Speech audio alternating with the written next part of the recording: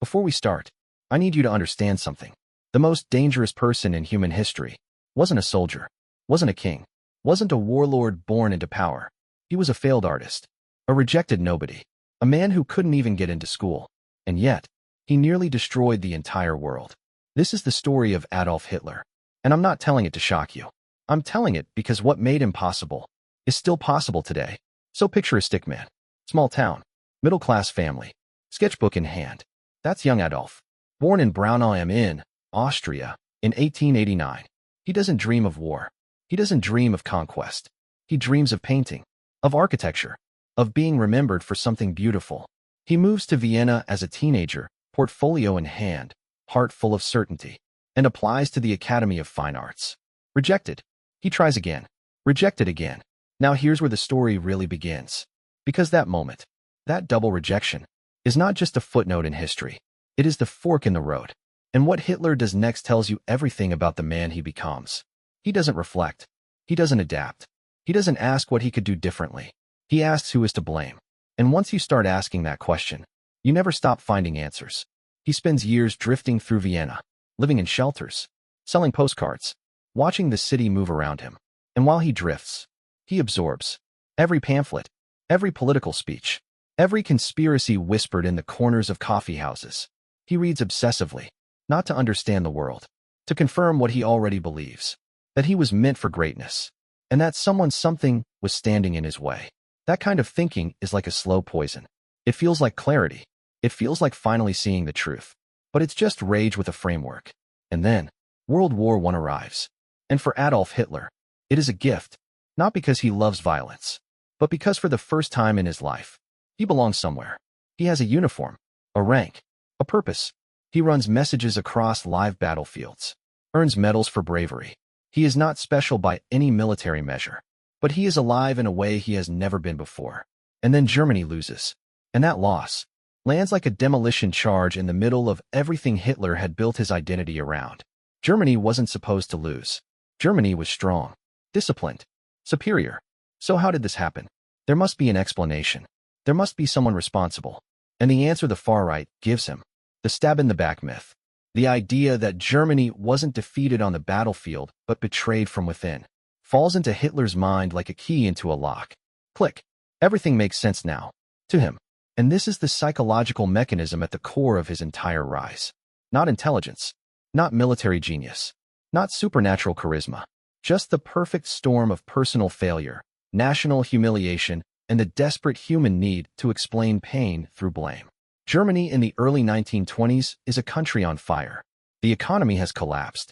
People are pushing wheelbarrows full of cash just to buy bread. Veterans who fought for years are sleeping in the streets. And into that vacuum steps Adolf Hitler. He joins a tiny political group. Obscure, fringe, laughed at by serious politicians. But he doesn't care about their opinion. He cares about the crowd.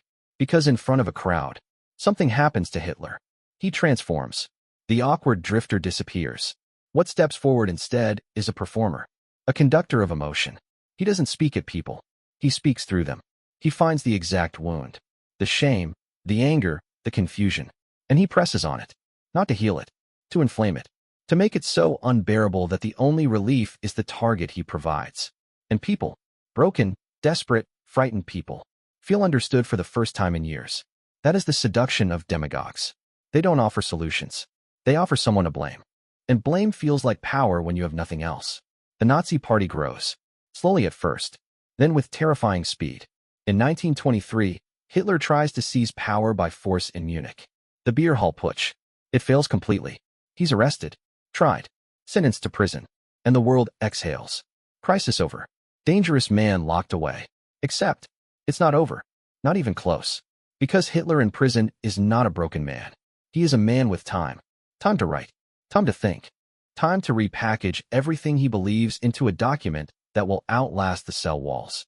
He writes Mein Kampf. And inside those pages, he doesn't hide his intentions. He doesn't speak in code. He writes exactly what he wants to do. To whom? And why? The world reads it. And mostly doesn't take it seriously. That choice, that dismissal, will cost 50 million lives. He is released after less than a year. And he comes back different. Not angrier. More patient. He has learned something critical inside those walls. Force doesn't work. Not yet. First, you need legitimacy. So instead of marching into power, he campaigns for it. He speaks at every hall that will have him. He builds a media apparatus. He creates imagery and spectacle.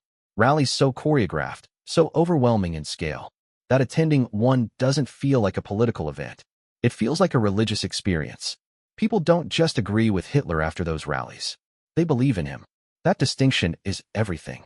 Agreement is intellectual. Belief is total. Belief makes people do things they would never otherwise do. And while the established politicians laugh, while they call him a clown, a useful idiot, someone they can control, Hitler is steadily, methodically, building the largest political movement Germany has ever seen. By 1932, the Nazi Party is the biggest in the German parliament. And on January 30th, 1933, Adolf Hitler is appointed Chancellor of Germany. Legally, democratically, through a system that believed it could contain him. It could not, because within weeks, a fire burns down the German parliament building. Hitler blames his enemies, uses the crisis to demand emergency powers, gets them, and from that moment, democracy in Germany is over. He moves fast. Every institution that could resist him is captured or destroyed. The press, the courts, the military command structure. Political opposition is made illegal. Trade unions are disbanded. And anyone who speaks too loudly against what is happening disappears. The machine of the Third Reich is now fully operational. And it is aimed at a target Hitler identified in his very first speeches. Jewish people, Roma people, people with disabilities, political dissidents, and eventually, anyone the regime decides does not belong. The Holocaust. 6 million Jewish people murdered. Systematically, bureaucratically, industrially. This is not a side effect of Hitler's rule. It is the point of it. The ideology built into every brick of the system he designed. And even now, even knowing the end of this story, it is almost impossible to comprehend how it happened. How an entire society moved toward this. How ordinary people, teachers, doctors, accountants, fathers, participated, stood by, looked away. And the answer that historians keep returning to is not that Germans were uniquely evil. It's that the conditions were created, step by step, to make the unthinkable feel normal. First it's propaganda, then it's laws, then it's uniforms, then it's neighbors disappearing. And each step is just slightly beyond the last. So no single moment feels like the moment to stop it. That is how it works. That is always how it works. Meanwhile, Hitler's ambitions expand beyond Germany's borders. He remilitarizes. He annexes Austria. He takes Czechoslovakia. The world watches, negotiates, appeases, hoping if they just give him a little more, he'll stop. He doesn't stop. September 1st, 1939. German forces pour into Poland. World War II begins. Within 2 years, Hitler controls most of continental Europe. A military and geographic dominance that hasn't been seen since Napoleon. And for a moment, it seems like the unthinkable is actually going to happen. That one man's vision, born in a Viennese shelter, refined in a prison cell, is actually going to remake the world. But then, the weight of the empire begins to crush itself. The invasion of the Soviet Union stretches supply lines beyond breaking point. The United States enters the war. Allied forces land in Normandy. And the tide turns. Slowly, painfully, with millions more dead on every side. The army that seemed unstoppable begins losing ground it cannot recover. Hitler retreats into his underground bunker in Berlin. The city above him is burning. Soviet forces are blocks away. And the man who once stood before hundreds of thousands of people screaming his name is alone. April 30th, 1945. It ends. But here's the question I want you to sit with. Not the question of whether Hitler was evil. That answer is simple. The harder question is, how? How does a democracy produce this? How do ordinary people participate in something like this? How does one voice, one failed, bitter, broken voice, echo so loudly that it drowns out the conscience of an entire civilization? Because the answer matters. It matters more today than ever. Because the conditions that made Hitler possible, the economic despair, the wounded national identity, the hunger for someone to blame, the willingness to trade freedom for certainty, those conditions are not unique to 1930s Germany. Those conditions are human. They appear wherever fear is greater than reason, wherever the need to belong is stronger than the need to question, wherever a voice comes along and says, I know who is responsible for your pain. Follow me. And the only defense, the only real firewall against what happened in Germany, is knowing how it started. Not the battles. Not the bunker. The beginning. The rejection letter. The drifting years. The first crowd that cheered. The first politician who thought he could be controlled. The first newspaper that gave him coverage. The first law that most people didn't bother to protest. Every catastrophe in history has a point where it could have been stopped. Not by heroes. By ordinary people. Paying attention. Asking questions. Refusing to look away. That is the lesson of Adolf Hitler. Not that evil comes in obvious forms, but that it comes in familiar ones. It speaks your language. It names your pain. It promises you back something you feel was stolen. And it asks for almost nothing. At first, if this story made something shift in how you see the world, share it with one person who needs to think about this.